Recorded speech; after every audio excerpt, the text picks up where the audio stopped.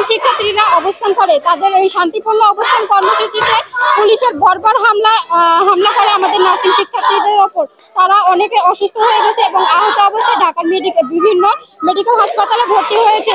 আমরা যেই নার্স, আমরা রোগীদের সেবা দিই, আর যারা সেবা দেয় তাদের উপর হামলা। এর এই ধারাবাহিকতায় আমরা আমাদের আজকে মশাল মিছিল এবং প্রতিবাদ কর্মসূচি করতেছি। আমাদের মূল দাবি হচ্ছে আমাদের যে কোর্স রয়েছে, আমাদের যৌক্তিক দাবি, এটা অনতিবিলম্বে মেনে নিতে হবে। আমাদের যে ডিপ্লোমা কোর্স রয়েছে এটাকে ডিগ্রি সমমান দিতে হবে।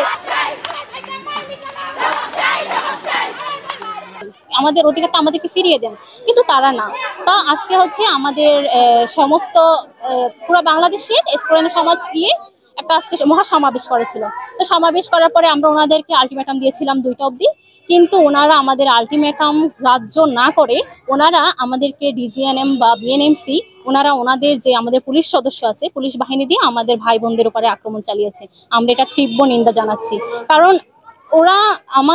আমরা আমাদের অধিকার নিয়ে যাওয়ার পরে আর আমরা ওনাদের সব সময় সেবা দিয়ে থাকি।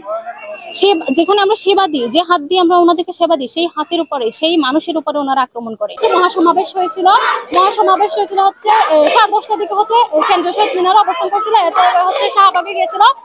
বিএনএমসি এবং ডিজিএমকে হচ্ছে 1 ঘন্টা সময় দিয়েছিল। তারা কোনো পদক্ষেপ নেয় না, আমাদেরকে কোনো লিখিত বিজ্ঞপ্তি দেয়নি, কোনো প্রকাশনা দেয়নি।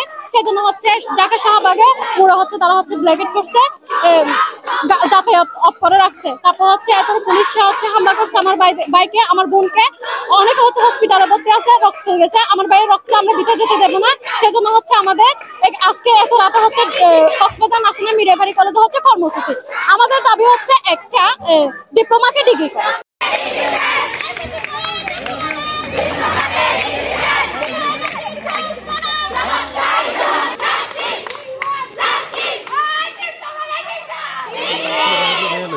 তো আমরা এটার তীব্র নিন্দা জানাচ্ছি। আর হচ্ছে আমরা আমাদের যদি দাবিটা মেনে না নেয়, আমরা আরো কঠোর থেকে কঠোরও হতে পারি। আমরা চাচ্ছি যে অল্পতে আপনারা আমাদের দাবিগুলো মেনে নেন। আমরা যদি এখন অবধি আমরা আমাদের একাডেমিক কার্যক্রম বন্ধ করেছি, আর যদি ওনারা যদি না নেয়, হয়তো আমরা আমাদের হসপিটালের কার্যক্রমও বন্ধ করে দিতে পারি। কারণ এটা আসলে আমরা চাই না কারো খারাপ হোক, কারণ এখানে আমাদের মা ভাই বোন সবাই আসে। আমরা চাই না তারা সেবা না পেয়ে ফিরে যাক।